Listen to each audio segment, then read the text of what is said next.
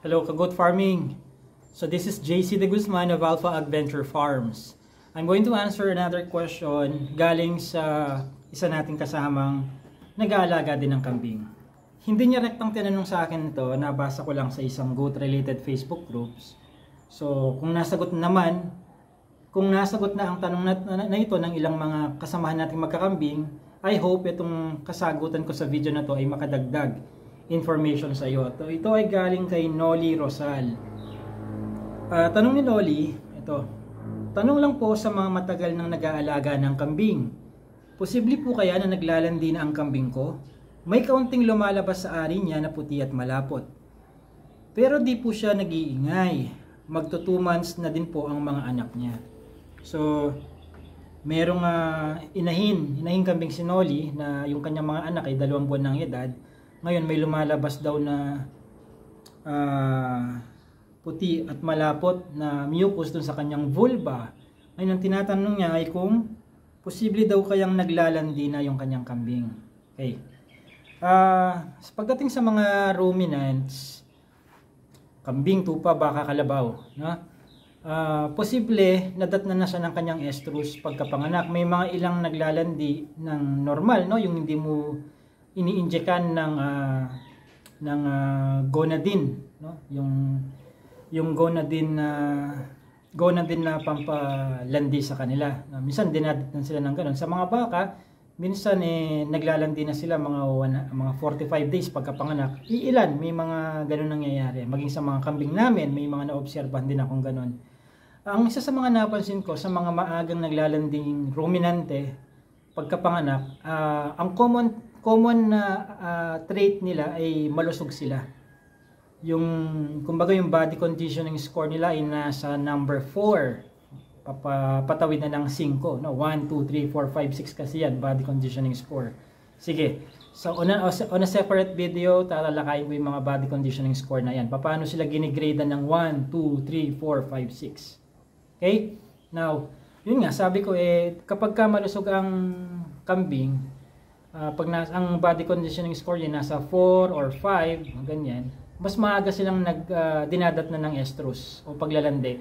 Kumpara dun sa mga ang body conditioning score or BCS ay nasa 2 or 3 or 1. Mga payat na yan, ano? 3 to 4, kumbaga parang normal or balance lang. Hindi siya sobrang taba, hindi siya sobrang payat. 1 and 2, payat yan. 5 and 6, obese. Mataba. No? So, kapag inihahanda natin ang isang babaeng ruminant, kambing, tupa, baka, kalabaw, kailangan 3 and 4 lang ang kanyang body conditioning score or BCS. Okay? Now, doon sa kaso nung kay Noli, nung kambing niya, hindi ko sinisiguro na naglalandi na nga yan. Ano? Pero isa sa mga symptoms or signs na nag-hit, standing hit, ang isang kambing ay may lumalabas na mucus sa kanyang vulva, sa kanyang sex organ. Ano? Applicable din to sa mga baka at iba pang mga ruminants. Now, not necessarily kasi na taglay ng isang babaeng kambing lahat ng sintomas or senyales ng paglalandi. Ano ba yung mga signs na naglalandi ang isang kambing? Yung mas madalas ang kanyang pag-ihi kumpara sa normal na pag-ihi ng isang hindi naglalanding kambing.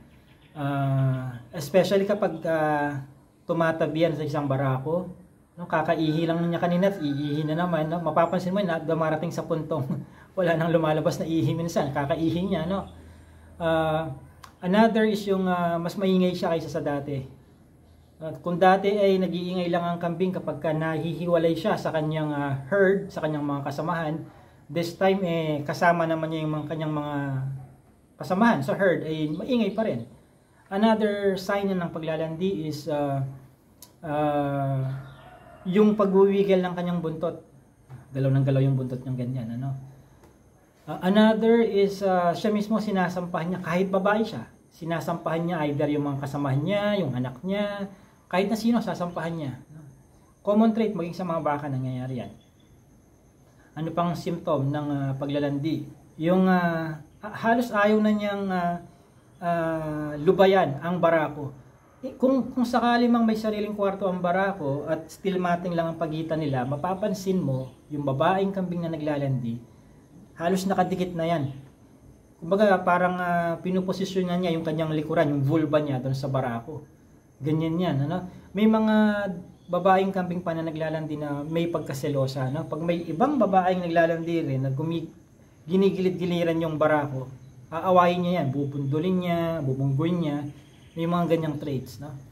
Now, ang suggestion ko ganito, Noli, para malaman mo kung naglalandi yan, kung may barako ka dyan, bitawan mo yung barako, ay yung babae mong kambing. Hayaan mo siyang, tingnan mo kung lalapit-lapitan niya yung barako mo, no?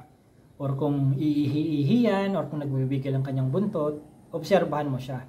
Now, kung wala ka namang barako, ang gawin mo, maghanap ka ng kakilala mo na may barako. Dalawang bagay yung pwede mong gawin, no? Kung mahihiram mo yon, which I doubt na ipapahiram yung barako sa'yo. So, ang pwede mong gawin, kung ipapahiram, edi mas maganda. Especially kung halimbawa kamag-anak mo, kapitbahay, or kapatid mo ang may-ari, ano? Baka ipahiram sa'yo. Now, kung hindi naman ipapahiram yung barako sa'yo, ang gawin mo, kuha ka ng malinis na basahan. Malinis hindi yung basahang pinulot mo lang sa garahe na pangtanggal mo ng grasa sa gulong, halimbawa, hindi ganon. Malinis na basahan, ipunas mo yun sa mukha ng barakong kambing, kung kanino ka man makakahanap, punas lang naman, so hindi ka naman siguro sisingilin para doon. Sa mukha, sa may dulo ng kanyang sungay, sa mukha niya, hindi sa ibang katawan, parte ng katawan ng barako, hindi sa mukha lang, yung balat niya sa mukha. Punas mo yun, balibalik rin mo yung basahan, punas mo. 1 minute, 2 minutes, wala kang gagawin, punas-punas lang. Tapos plastic mo yon, no? Plastic. Dapat hindi pwedeng nakalantad dyan sa ere dahil baka pag uwi mo, yung pheromones na nadikit doon sa basahan mabawasan or mabawasan, no? Yung epekto. I-plastic mo yon para makulob yung pheromones na nakuha ng basahan mo. Pagdating mo doon sa farm mo, ipaamoy mo doon sa kambing mong pinagsususpetsahan mong naglalandi, no? Kapag yung inahing mong kambing na yan sumusunod-sunod dun sa basahan na hawak mo kahit saan ka magpunta, that's a sign na naglalandi yan. Okay? So, yun ang mga remedyo sa ganyan, no? Kung wala kang sariling barako, yun, ipunas mo dun sa or kung may partition ka at tinatamad kang ilakad yung babaeng kambing na pinagsususpetsahan mong naglalandi, ipunas mo lang ang basahan dun sa mukha, ulo ng barako mong kambing at saka may paamoy. Yan. Doon sa babaeng kambing. Makikita mo kung naglalandi talaga yan susunod-sunod yan doon sa kamay mo na may hawak dun sa basahan. Okay, yan din ang ginagawa ko kapag gusto kong subukan na kung kursunada pa ng isang naglalanding kambing isa kong barakong ganito. Namimili din kasi yan mga yan, alam nyo ba yon? Kahit halimbawa 2-3 barako ninyo, mapapansin mo merong natitipuhang lalaking barakong kambing ang isang naglalanding inahin, no, or dumalaga. Hindi ko mo barako yan pwede siya kahit kanino. Namimili din yan, especially kung mayroon siyang pinagpipilian. Okay? So, Noli, I think nasagot ko na yung tanong mo, ha. Kung gusto mo pa ng mas malawak na pag-aaral, siyentipikong pamamaraan sa pag-aalaga ng kambing, nandiyan na sa description box yung link. Mag-register ka na doon sa aking goat farming seminar. Pagka-register mo, within a few minutes or within the same day, ma-approve ang iyong account at magkakaroon ka na ng access at mapapanood mo na yung 4 na oras na video ko patungkol sa cultural management which is module 1 ng goat farming. So this has been JC De Guzman of Alpha Adventure Farms.